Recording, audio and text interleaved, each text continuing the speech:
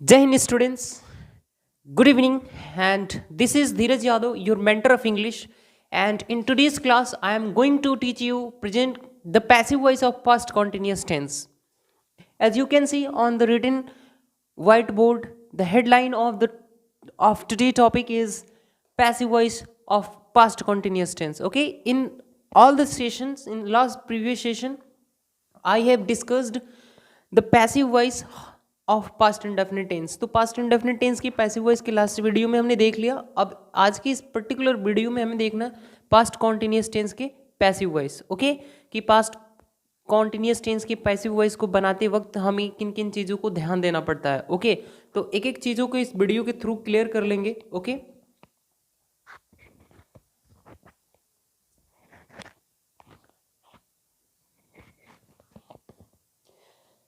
पहली चीज होती है पास्ट कॉन्टिन्यूस टेंस। अगर हम पास्ट कॉन्टिन्यूस टेंस के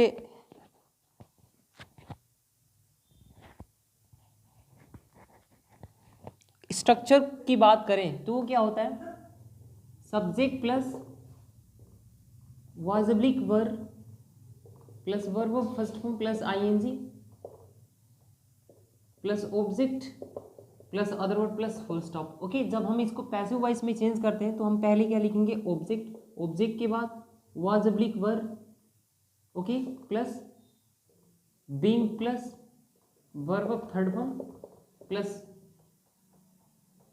by plus subject plus other word plus full stop. हम पहले क्या लिखेंगे? ले आएंगे ऑब्जेक्ट, उसके बाद ऑब्जेक्ट के अकॉर्डिंग वाजिबली वर्ब, उसके बाद being plus verb of third form, इस verb of first form plus ING को चेंज करेंगे वर्ब ऑफ थर्ड फॉर्म में, प्लस बाई लगा के इस सब्जेक्ट को लाएंगे कहाँ पे? बाई के बाद भले ही लिखा गया ये सब्जेक्टिव केस में, लेकिन होगा कि क्या इसका?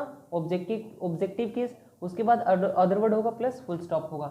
ये तो रहा अफर्मेटिव सेंटेंस का स्ट्रक्चर। ओके, जब इन नेगेटिव होगा तो हम लिखेंगे subject plus was oblique verb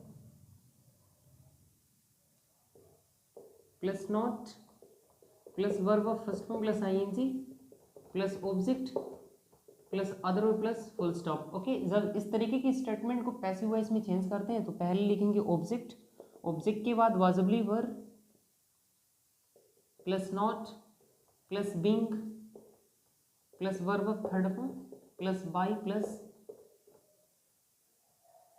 subject plus other word plus full stop. Okay, पहले हम क्या लाएंगे? ऑब्जेक्ट, ऑब्जेक्ट के अकॉर्डिंग हमें वाज ऑब्लिक वर्ब में से कोई एक चुनना है, उसके बाद नॉट।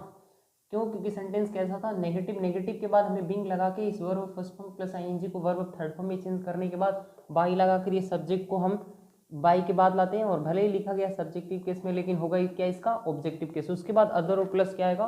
Full stop. ओके, तो हमने अफर्मेटिव सेंटेंस के स्ट्रक्चर को पढ़ लिया। ओके, अफर्मेटिव सेंटेंस के स्ट्रक्चर को पढ़ लिया, इसके साथ साथ क्या पढ़ लिया? नेगेटिव सेंटेंस को पढ़ लिया। ओके, अब हम क्या करेंगे कि इन स्ट्रक्चर पे बेस्ड कुछ एग्जाम्पल्स को देखेंगे, लेकिन एग्जाम्पल्स को देखने से पहले हमारे पास अभी चार निम्न ऐसे ही स्ट्रक्चर्स हैं। ओके, तो इसको मिटा के हम उसको पहले जान लेते हैं।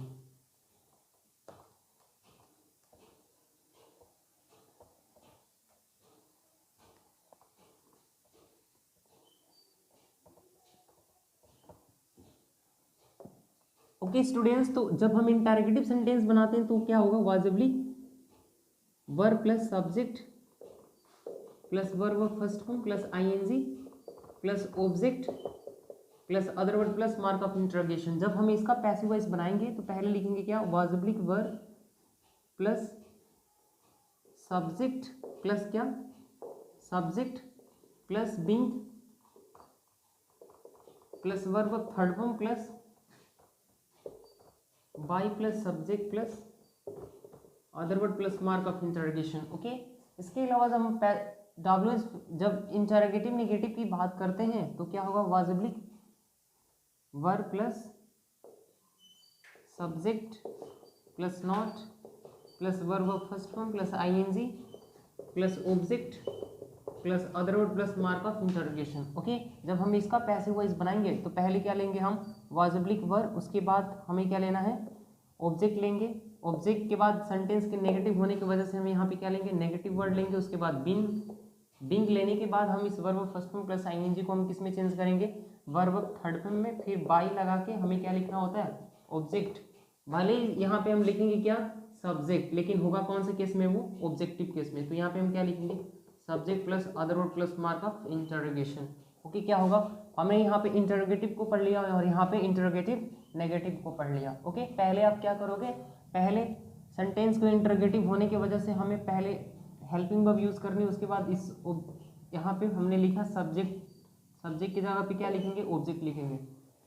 तो हमें ऑब्जेक्ट पहले लाना है, उसके बाद बिंग लाना है, बिंग के बाद इस verb first form plus ING को वर्ब थर्ड फॉर्म में चेंज करके उसके बाद हमें क्या यूज करना है, बाई। बाई के बाद इस सब्जेक्ट को कहाँ पे लाएंगे, यहाँ पे, और उसके बाद अदर वर्ड लगा के प्लस मार्क ऑफ इंटरोगेशन लगाएंगे। ओके, उसी तरीके से इस वर्ब फर्स्ट फॉर्म को हम किस में चेंज करते हैं, वर्ब थर्ड फॉर्म में। नेक्स्ट आता है इस वाजबली वर्ब लगाएंगे यहाँ पे। ओके, उसके बाद इस ऑब्जेक्ट को यहाँ पे लाएंगे, नॉट है तो नॉट लगाएंगे। उसके बाद पास्ट कॉन्टिन्यूस टेंस में जब पैसिव बनाते हैं तो क्या लगाएंगे, बिंग लगाएंगे। बिंग के बाद इस verb first form plus ING को वर्ब थर्ड फॉर्म में चेंज करने के बाद बाई लगाया जाता है, और बाई लगाने के बाद इस सब्जेक्ट को कहाँ पे लाया जाएगा, प्रपोजिशन के बाद। और इस सब्जेक्ट को किस में लिखेंगे, ऑब्जेक्टिव केस में। कौन से केस में, तो ऑब्जेक्टिव केस में। ओके, उसके बाद अदर वर्ड लगा के मार्क ऑफ इंटरोगेशन आता है। आई होप कि इतनी बातें क्लियर हुई होंगी। और नेक्स्ट हमारे सामने दो ही ऐसे सेंटेंसेस बचे हैं। ओके, स्ट्रक्चर्स हमारे पास दो ही बचे हैं अब इस पे बेस्ड।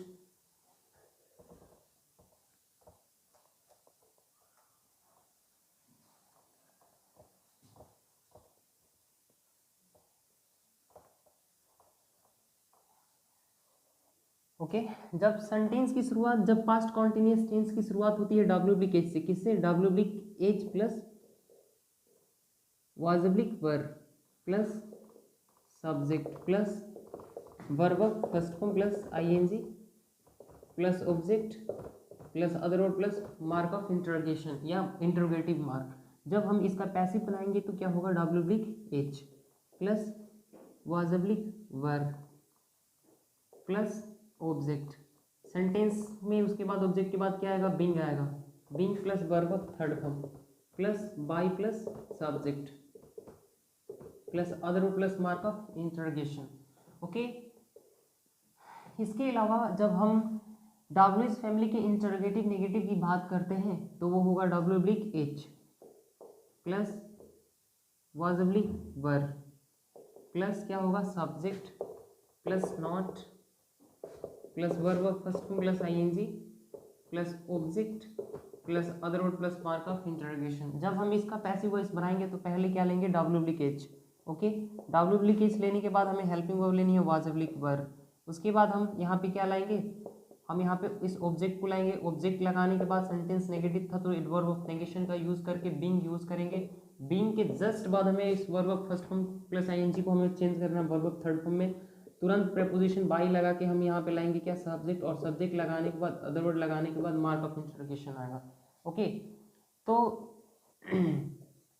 जो पहला स्ट्रक्चर है वो डब्ल्यू एच का इंटरोगेटिव है, लेकिन जो सेकेंड वाला है ना, जो सेकेंड वाला स्ट्रक्चर है डब्ल्यू एच का इंटरोगेटिव नेगेटिव है। जब हम इस पर्टिकुलर स्टेटमेंट का हम पैसिव वॉइस बनाते हैं तो डब्ल्यू ऑब्लिक एच तो लेना ही है, उसके बाद वाज ऑब्लिक वर्ब लेंगे। वाज ऑब्लिक वर्ब, अगर ये ऑब्जेक्ट सिंगुलर होगा तो वाज, अगर ये ऑब्जेक्ट प्लूरल होगा तो वर्ब लेंगे, क्योंकि जब कभी भी हमारा ये सब्जेक्ट अगर सिंगुलर है तो वाज, अगर सब्जेक्ट प्लूरल है तो वर्ब आता है। सेम चीज़ें यहाँ पे भी फॉलो करेगा। सेंटेंस के केवल नेगेटिव हो जाने की वजह से हमें यहाँ पे adverb of negative, adverb of negation का यूज़ कर लेना है, यानी कि नेगेटिव वर्ड का।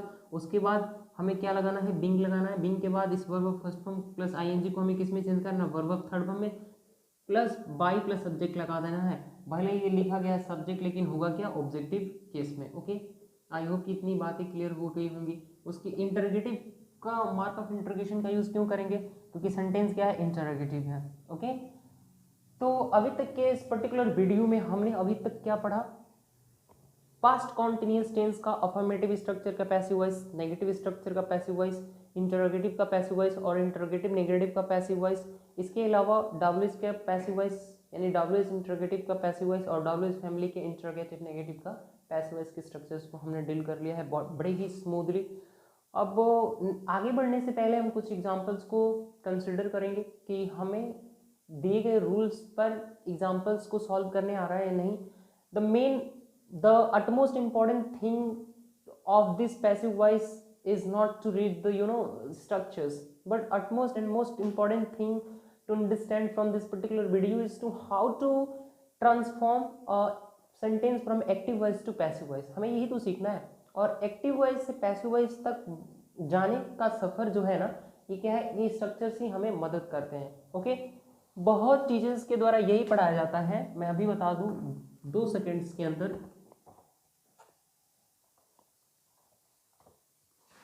कि अगर वाज ऑब्लिक वर दिया है plus verb of first plus ING दिया है, तो इसका हम पैसिव क्या बनाते हैं, was oblique were plus being plus verb of third form. बात तो बिल्कुल सही है।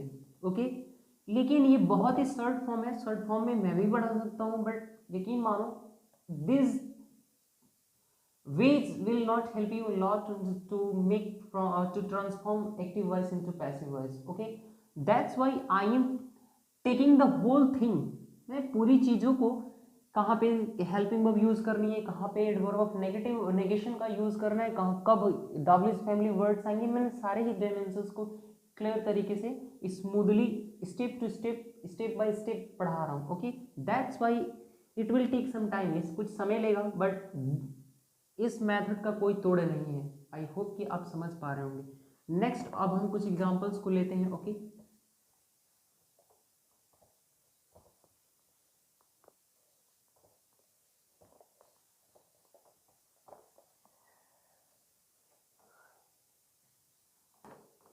Like he was ignoring her, he was ignoring her। Okay, he was ignoring her पहला स्टेटमेंट है।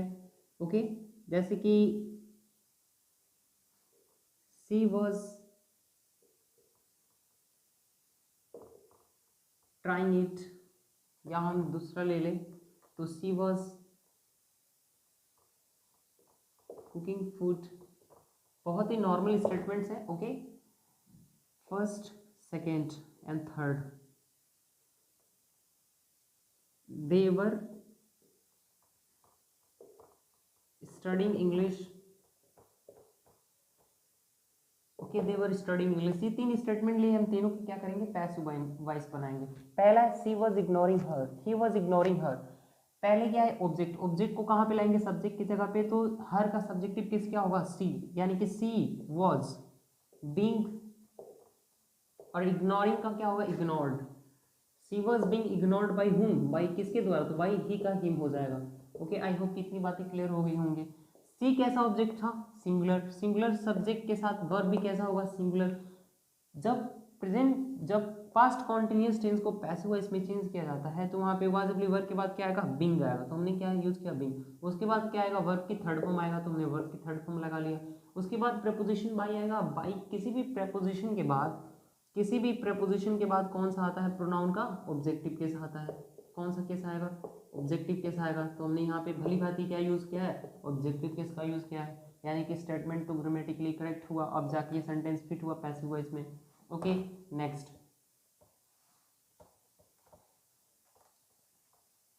दूसरे का देखते हैं। सी वॉज कुकिंग फूड, यानी कि food was being cooked, food was being cooked by whom, bye हर।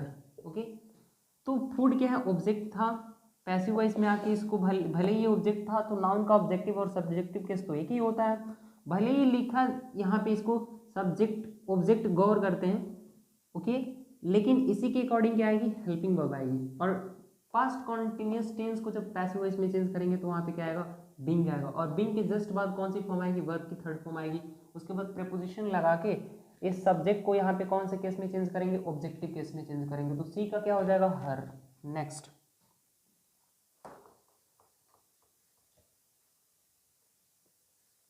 उसी तरीके से अगर हम बात करें थर्ड नंबर स्ट्रक्चर की, दे वर स्टडिंग इंग्लिश, इंग्लिश को क्या कर रहे थे वो लोग, पढ़ रहे थे, तो इंग्लिश ही क्या हुआ, रिसीवर ऑफ एक्शन हुआ। जब रिसीवर ऑफ एक्शन हुआ, क्या रिसीवर ऑफ एक्शन हुआ, तो इसको क्या माना जाएगा, ऑब्जेक्ट, और ये ऑब्जेक्ट को कहाँ पे लाएंगे, सब्जेक्ट के प्लेस पे। तो यहाँ पे क्या लिखेंगे, इंग्लिश, क्या लिखेंगे, इंग्लिश। इंग्लिश कैसा सब्जेक्ट है, सिंगुलर है, तो सिंगुलर सब्जेक्ट के साथ वर्ब भी कौन आएगी, सिंगुलर, यानी इंग्लिश वाज, और उसके बाद क्या आएगा, बिंग आएगा। बिंग क्या, स्टडिंग का studied, studied by whom, by whom, तो हमारा आंसर आएगा बाय देम, क्या आएगा, बाय देम। ओके, इसका ये आंसर हो गया। यानी कि इंग्लिश को पहले हम लाएंगे, यहाँ पे हम रिसीवर ऑफ एक्शन को लाएंगे, उसके बाद हेल्पिंग वर्ब इसके अकॉर्डिंग यूज करेंगे, उसके बाद बीइंग तो यूज करना ही, और इस verb of first form plus ING को वर्ब ऑफ थर्ड फॉर्म में चेंज करने के बाद बाय लगाना है, और बाय लगाने के जस्ट बाद ये क्या आएगा, ये सब्जेक्टिव केस कहाँ पे आएगा, यहाँ पे प्रपोजिशन के बाद ऑब्जेक्टिव केस में आएगा। आई होप कि इतनी बातें क्लियर हो गई होंगी, ये तीनों ही स्ट्रक्चर्स आपको समझ आए होंगे, ये तीनों ही सेंटेंसेस आप कर लिए होंगे। ओके, नेक्स्ट आगे चलते हैं।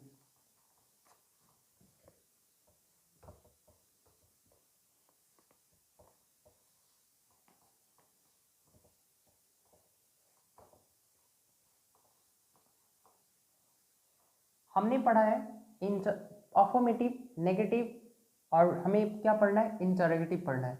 क्या पढ़ना है, इंटरोगेटिव पढ़ना है। जैसे कि was she helping me, was she helping me, पहला स्टेटमेंट है इंटरोगेटिव। इंटरोगेटिव नेगेटिव लेते हैं, were they not,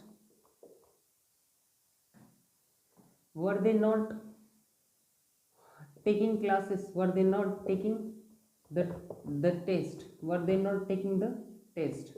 ओके, ले लेते हैं interrogative negative of dollars family का, तो why were they taking the test, why were they taking the test. Okay, इसके अलावा एक और एग्जांपल ले सकते हैं हम कि वाई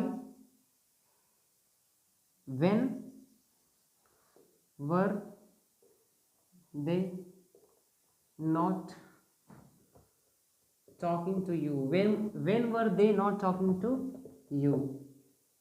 ओके, अब हमने 4 स्टेटमेंट ले लिए, और ये चारों ही स्टेटमेंट को हमें कहाँ पे चेंज करना है, पैसिव वॉइस में चेंज करना है। पहला है was she helping me, यानी जब इसका पैसिव बनाएंगे तो होगा was I being helped by her, क्या होगा, was I being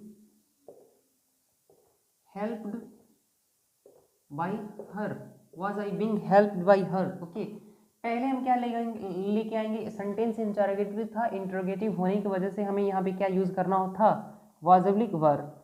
अब वाजबलिक वर्ब तो पहली चीज की हेल्पिंग वर्ब आएगा, उनमें से हम सिलेक्ट करेंगे किसके अकॉर्डिंग, इस सब्जेक्ट के अकॉर्डिंग। सब्जेक्ट कैसा था, सिंगुलर, तो वर्ब भी हमें कैसे यूज करना पड़ेगा, सिंगुलर, यानी कि वर्ब तो ये प्लूरल है तो ये जाएगा नहीं, वाजी इसका करेक्ट हेल्पिंग वर्ब होगा। तो वाज आई, वाज के बाद हमें फिर क्या लिखना होता, ऑब्जेक्ट। हमने इस सब्जेक्ट को हम कहाँ पे लाएंगे, सब्जेक्ट, इस ऑब्जेक्ट को हम सब्जेक्ट के प्लेस पे लेके आएंगे, तो इस सब मी का क्या होगा, सब्जेक्टिव केस आई, तो आई हमने यूज कर लिया। बिंग तो यूज करना ही पड़ेगा। हेल्पिंग का वर्ब अब थर्ड फॉर्म में चेंज करेंगे, हेल्प्ड होगा। बाई लगा के इस सब्जेक्ट को हम कहाँ पे लाएंगे, ऑब्जेक्ट के प्लेस पे, तो ऑब्जेक्ट के प्लेस पे कौन सा होगा, ऑब्जेक्टिव केस में होगा। आई होप कितनी बातें क्लियर हुई होंगी, फर्स्ट स्टेटमेंट तो क्लियर हुआ होगा। Is it visible in this video, not at all, okay, is it okay, is this one okay. Next statement को देखते हैं डियर स्टूडेंट्स।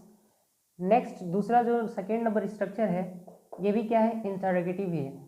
इंटरोगेटिव के साथ साथ क्या है, नेगेटिव है, यानी कि were they not taking the test, यानी कि was oblique were the test not being taken by whom, by them। okay, was the test not being taken by them, was the test not being taken by them। क्यों, test कैसा subject है, singular, और singular subject के साथ verb भी कौन सी जाएगी, singular, तो वाज क्या होता है, सिंगुलर, और वो क्या होगा, प्लूरल, इसलिए वर्ब क्या है, रॉन्ग है। तो was the test not being taken by them, यहाँ पे हमने टेस्ट के बाद क्या लगाया, एडवर्ब ऑफ नेगेशन। हमने जब स्ट्रक्चर हम पढ़ रहे थे तो हमने क्या पढ़ा, ऑब्जेक्ट के बाद क्या आता है, एडवर्ब ऑफ नेगेशन। उसके बाद हमें क्या ही यूज करना होता है, बिंग। बिंग के बाद ये जो टेकिंग है ना उसको किस में चेंज करेंगे, वर्ब ऑफ थर्ड फॉर्म में। तो टेक, ये जो नाउन का वर्ड है ना, टेक का फर्स्ट फॉर्म तो टेक ही है, तो टेक ही है। और सेकेंड फॉर्म क्या होता है, टुक होगा। थर्ड फॉर्म क्या होगा, टेकन होता है, क्या होगा, टेकन। और फोर्थ फॉर्म क्या होगा, टेकिंग होगा। और फिफ्थ फॉर्म क्या होगा, टेक्स होगा। फिफ्थ फॉर्म क्या होगा, टेक्स होगा। आई होप कि आपको इतनी बातें तो क्लियर हो गई होगी। ओके, तो यहाँ पे हम क्या यूज करेंगे, टेकन यूज करेंगे। टेकन के बाद हमें प्रपोजिशन लगा के और इस सब्जेक्ट को हमें यहाँ पे कौन से केस में लिखना होगा, ऑब्जेक्टिव केस में। तो दे का ऑब्जेक्टिव केस देम होगा। ओके, नेक्स्ट हमने दो स्ट्रक्चर को पढ़, दो सेंटेंसेस को पैसिव वॉइस में चेंज कर लिया और दो बचे थर्ड और fourth.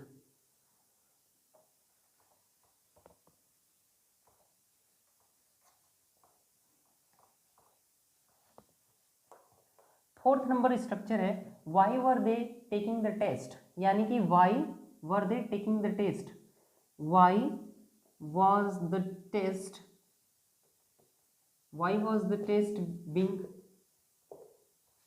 Taken by them plus mark of interrogation. Okay, पहले क्या आएगा, अगर हम यहाँ पे लिखें कि वाज अब्लिक वर्ब में से क्या आएगा, तो हमें क्या लगाना पड़ेगा, वाज। क्यों, क्योंकि ये टेस्ट कैसा सब्जेक्ट है, सिंगुलर सब्जेक्ट है।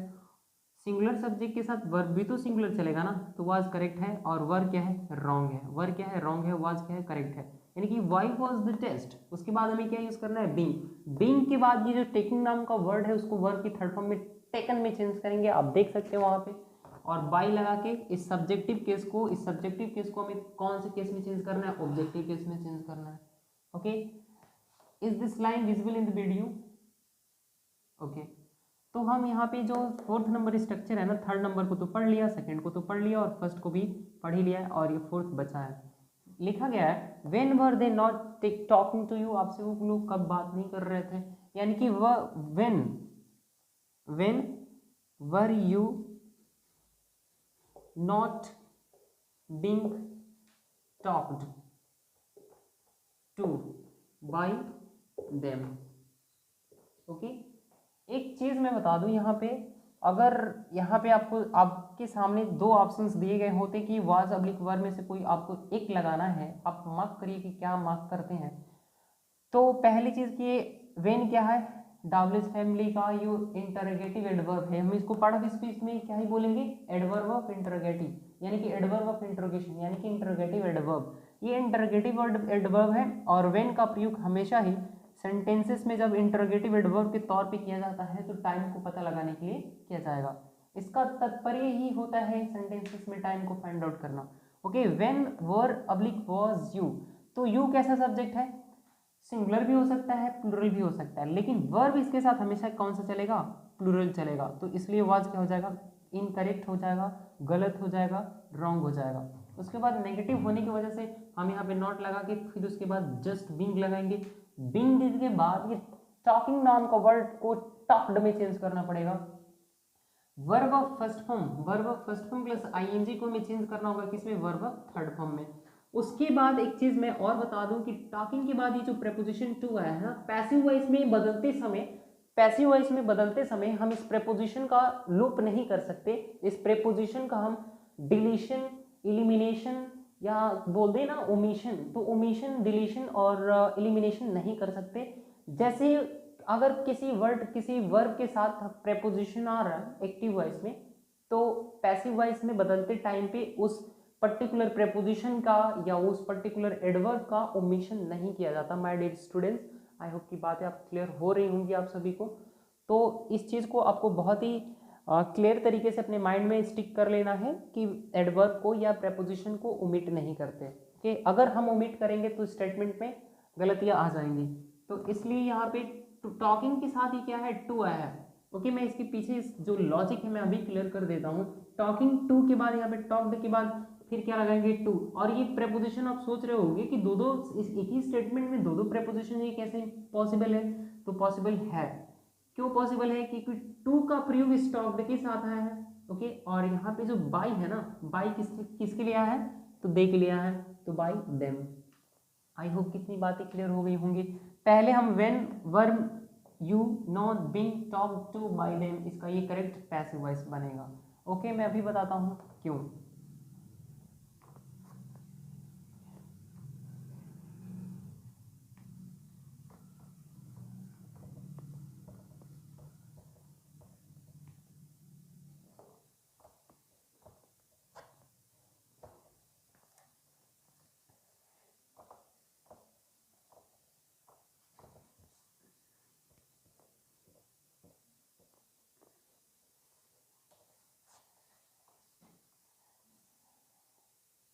अगर आप वर्ब्स पे काम करें, अगर आप वर्ब्स को पढ़ें,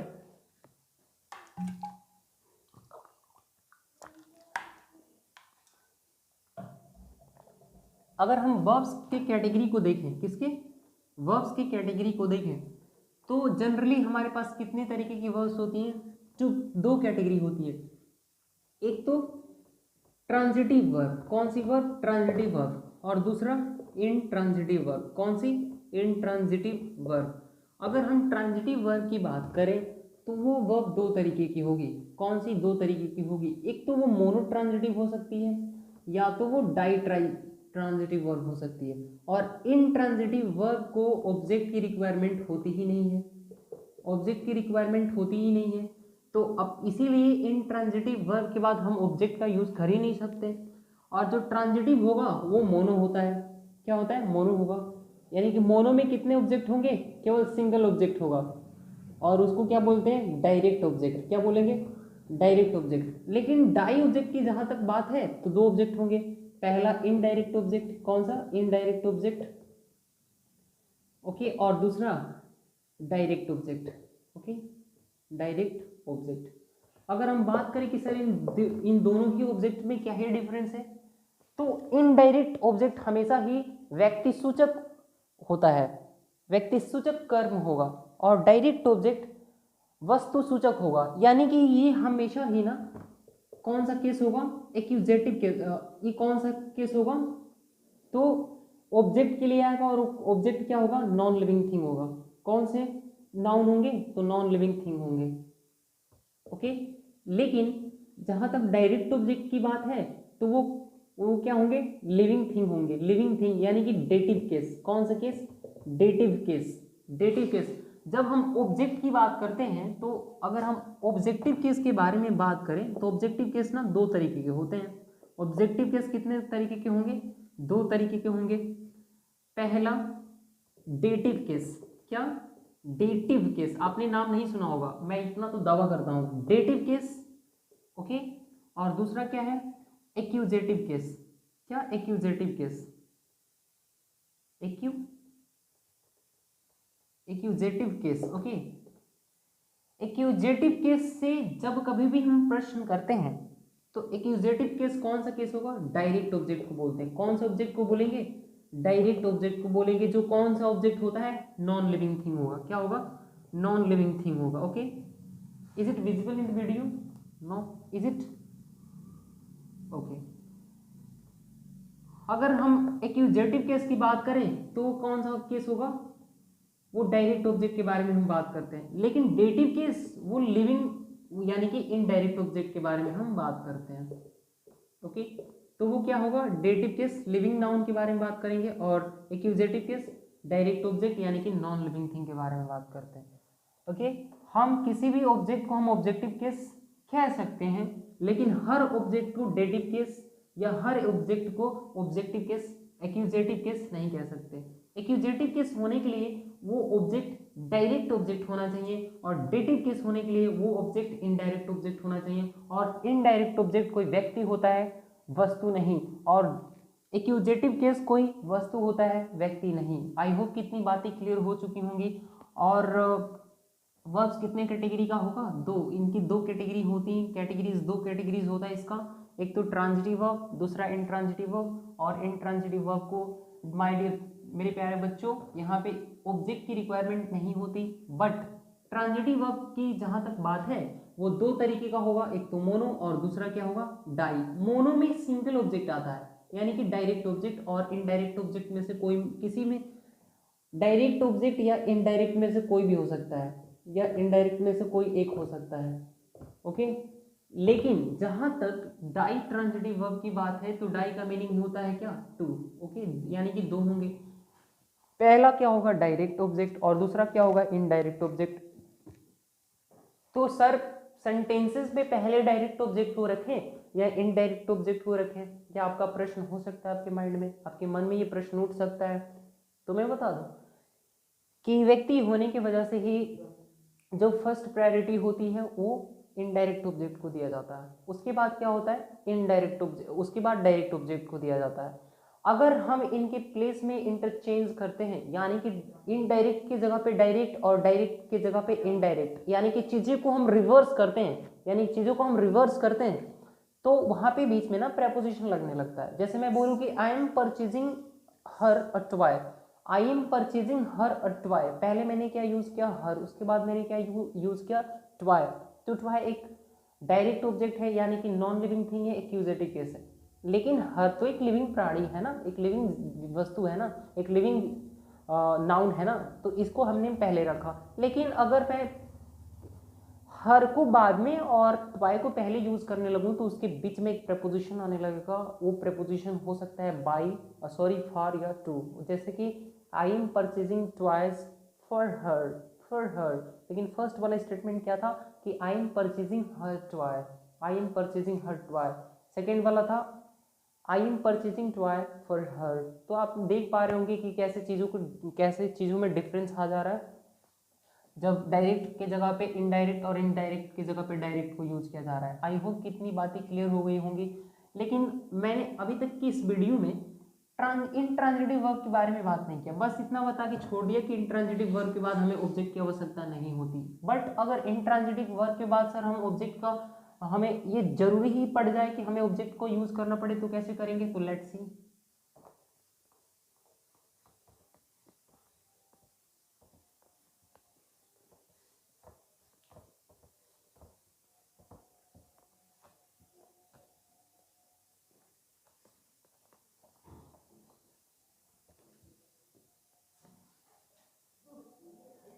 जब कभी भी डियर स्टूडेंट्स इंट्रांजिटिव वर्ब के बाद, इंट्रांजिटिव वर्ब मैंने क्या लिखा, इंट्रांजिटिव,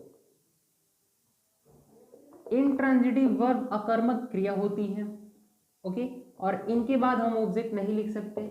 ओके, हम इनके बाद क्या नहीं लिख सकते, ऑब्जेक्ट नहीं लिख सकते।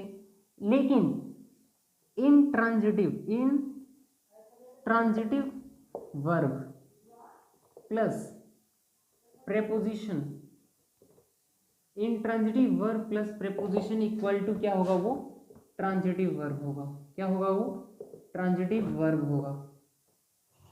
ओके, तो मैंने अभी तक क्या लिखा कि intransitive verb plus preposition equal to क्या होगा, वो क्या होगा, इक्वल टू क्या होगा, ट्रांजिटिव वर्ब। यानी कि जब इंट्रांजिटिव वर्ब में प्रेपोजिशन को ऐड किया जाता है तो वो दोनों मिलके क्या बनता है, जो प्रोडक्ट आएगा वो क्या होगा, ट्रांजिटिव वर्ब होगा।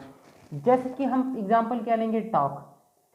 टॉक क्या है, एक वर्ब है, और कैसी वर्ब है, तो इंट्रांजिटिव वर्ब है, यानी कि इसके बाद तो ऑब्जेक्ट आ ही नहीं सकता। तो अब क्या करें, ऑब्जेक्ट को लाने के लिए, ऑब्जेक्ट को रखने के लिए हम क्या करेंगे, तो इसमें क्या ऐड करेंगे, प्रेपोजिशन। और प्रेपोजिशन कौन सा होगा, टू होगा। और टू लगा लिया तो अभी ये इंट्रांजिटिव वर्ब से क्या बन गया, ट्रांजिटिव वर्ब। क्या बन गया, ये ट्रांजिटिव वर्ब। अब चूंकि ये ट्रांजिटिव वर्ब बन गया तो ट्रांजिटिव वर्ब के बाद तो बाखूबी हम किसी भी ऑब्जेक्ट को यूज कर सकते हैं, चाहे मी हो, चाहे ना हर हो, चाहे यू हो, ओके, चाहे यू अस हो, चाहे हिम हो, चाहे हर हो, चाहे कोई भी नाउन हो, तो हम इनका यूज कर सकते हैं। और इसके पहले क्या हो सकता है, कोई सब्जेक्ट हो सकता है। अब सब्जेक्ट के अकॉर्डिंग इस वर्ब को हम टॉक को यूज करेंगे। और टॉक के बाद कौन सा फिक्स्ड प्रेपोजिशन आता है, तो विद टू आता है। टॉक्ड के पास हमेशा ही, जब टॉक एज अ वर्ब की तरीके से इंट्रांजिटिव वर्ब के तौर पे यूज किया जाता है स्टेटमेंट्स में, तो इसके बाद कौन सी प्रेपोजिशन आती है, टू आती है।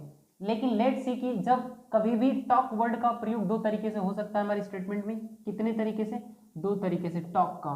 ओके, एक तो टॉक वर्ब के कॉन्टेक्स्ट में आता है तो प्रेपोजिशन टू लेगा, उसके बाद कोई ना ऑब्जेक्ट होगा। लेकिन जब वर्ब यहाँ पे इसको क्या लिखेंगे, वर्ब, तो वर्ब के तौर पे होगा तो प्रेपोजिशन क्या लेगा, टू लेगा। लेकिन जब नाउन के तौर पे होता है तो हम इसको क्या लिखते हैं, have a talk, have a talk with, क्या लेगा अपने साथ अब, ये विद लेने लगेगा, have a talk with someone, have a talk with someone.